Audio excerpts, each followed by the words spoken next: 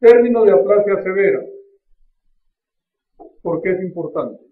Porque es aquel paciente que frecuentemente acude al hospital, ¿no es cierto? Porque le falta sangre, porque sangra o porque está infectado.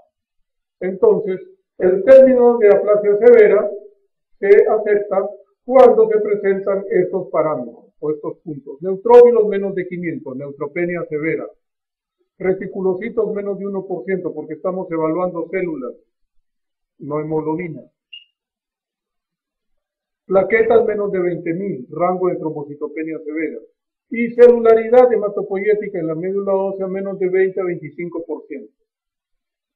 Siempre debe estar el criterio central y por lo menos 2 criterios periféricos. La mayoría tiene los 4 criterios. También hay un término llamado aplasia muy severa. ¿Cuándo? Cuando los neutrófilos son menos de 200, es decir, está en agranulocitosis. Causa. Puede ser que la célula madre sufra un daño directo, como sucede, por ejemplo, con los virus. Puede ser que haya una deficiencia en el microambiente, que por alguna razón no le llegue suficiente cantidad de oxígeno o de aporte sanguíneo a esta célula y por lo tanto se va a morir. Que hay alteración a nivel de las hormonas que inducen la maduración de las células hematopoyéticas. Y la interleuquina 1 y la interleuquina 6 propician que hayan más células madre, que son las células que impiden la aplasia medular. La célula madre es la célula que no ha sido estimulada todavía. Y a través de las proteínas de maduración se va a ir dividiendo en glóbulos rojos, plaquetas y leucocitos. Y por último está la teoría más aceptada a la fecha, la supresión inmunitaria de la médula ósea, mediada por los linfocitos. En relación a los tipos, la causa idiopática en el mundo desarrollado puede llegar a ser tan alta como 70%.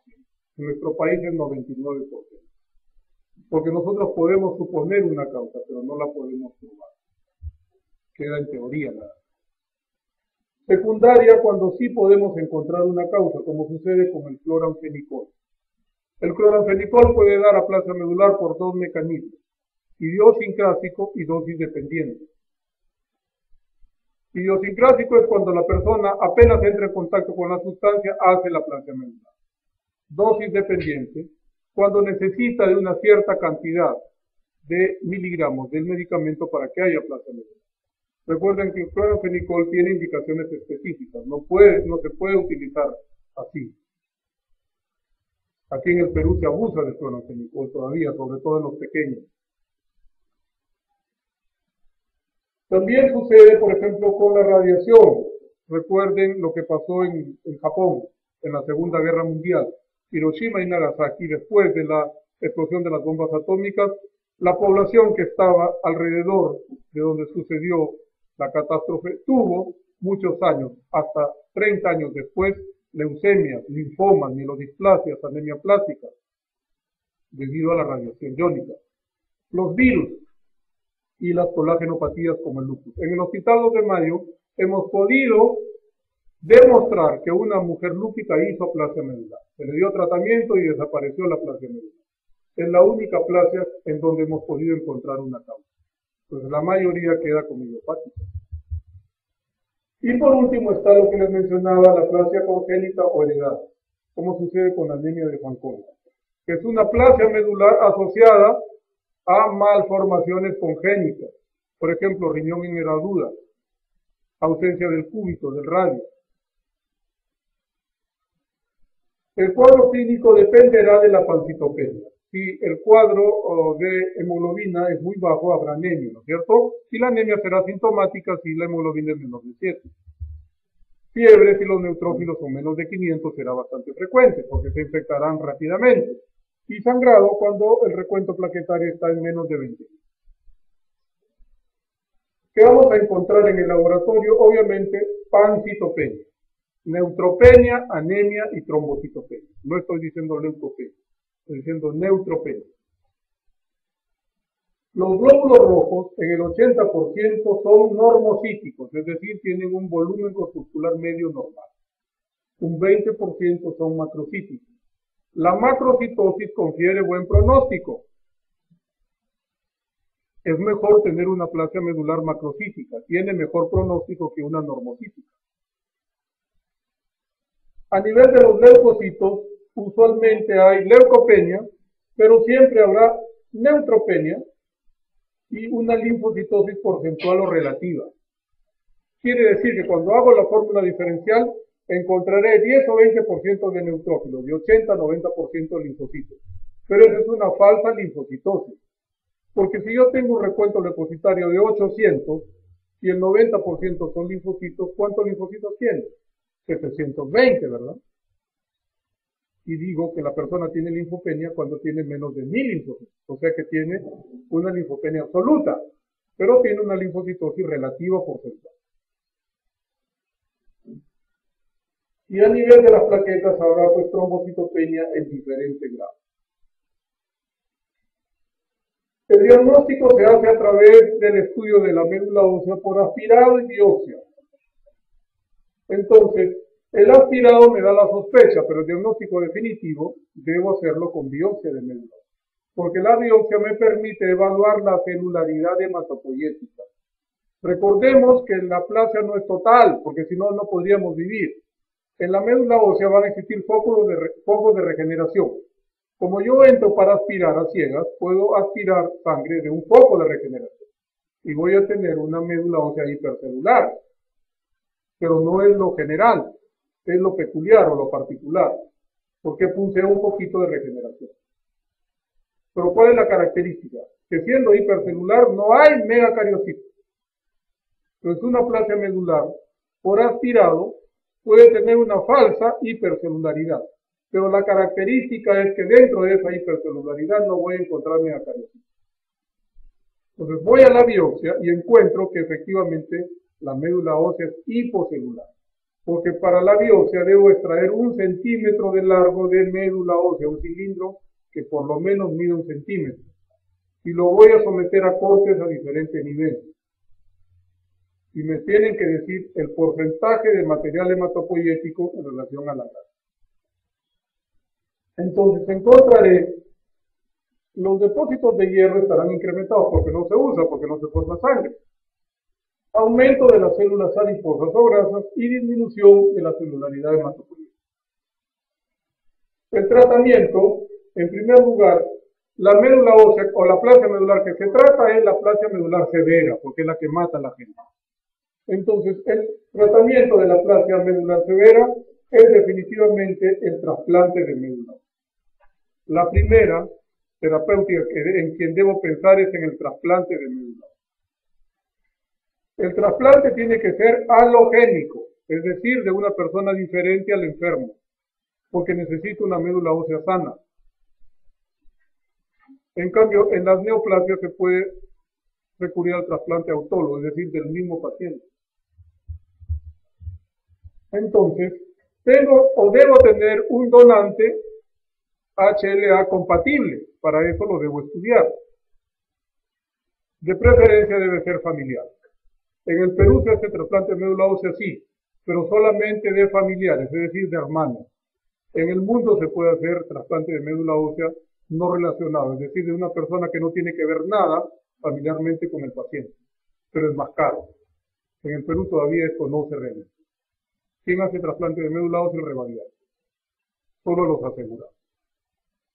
Entonces, nuestros pacientes MINSA, imposible que puedan acceder a trasplante. Recuerden que el trasplante halogénico tiene una curación del 80% a 5 años.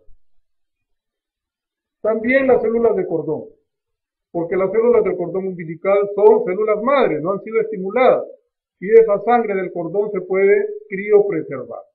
En Lima hay centros de criopreservación, sí, pero son clubes privados. Entonces, el ginecólogo que atiende el parto de una señora que tiene una posición más o menos adecuada, me refiero a económica, le pregunta si quiere que criopreserven la sangre de su niño, y dice que sí. Entonces tiene que pagar una cuota de ingreso al club y después una cuota de mantenimiento. ¿Es posible en Lima? Sí es posible, pero es caro todavía. En cambio, en Europa es gratis. ¿Qué problema tendríamos en el Perú en relación al trasplante de halogénico, si es que todos pudiésemos acceder a trasplante? En el Perú tenemos muchos hermanos, ¿verdad? Todavía nuestras mujeres tienen muchos hijos. Pero ¿cuál es el problema? Que no siempre los hijos son hermanos de padre y madre. Entonces ahí hay un problema. En cambio, con las células de cordón no habría ningún problema porque es la sangre del mismo niño, pero que no ha sido estimulada.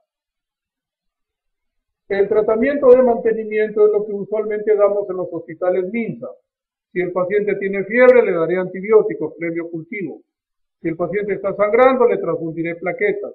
Y si está con hipoxia, le transfundiré paquete globular. Ahora, cuando la persona no puede acceder a trasplante de médula ósea, puedo recurrir al llamado tratamiento inmunosupresor triple, que también es efectivo. Tiene una efectividad que llega al 70-80%. ¿Pero en qué circunstancias? Cuando se hace rápidamente, es decir, cuando el paciente no ha recibido transfusiones de sangre. Porque si no, ya está aloinmunizado.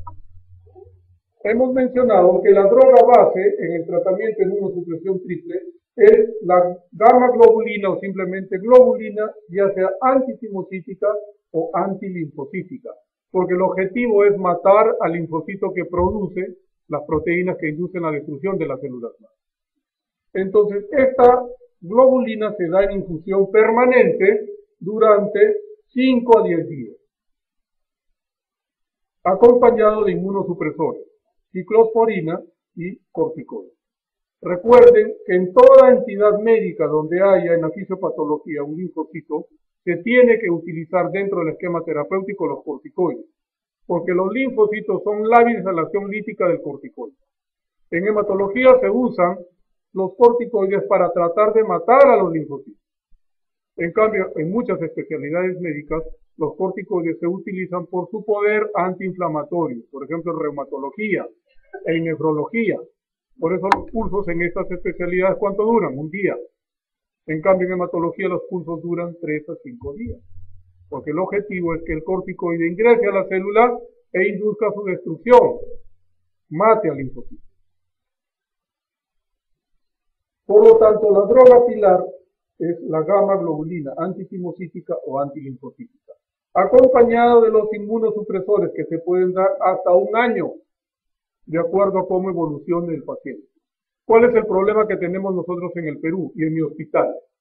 El CIS sí compra el tratamiento de inmunosupresión TIS, pero lo compra después de 5, 6, 7 u 8 meses. Los que están aquí, algunos han tenido algún aplásico y han visto que este niño ya ha recibido 80 hasta 100 paquetes globulares. Por lo tanto, está aloinmunizado, ya no va a tener el mismo efecto que un niño que no ha sido transfundido.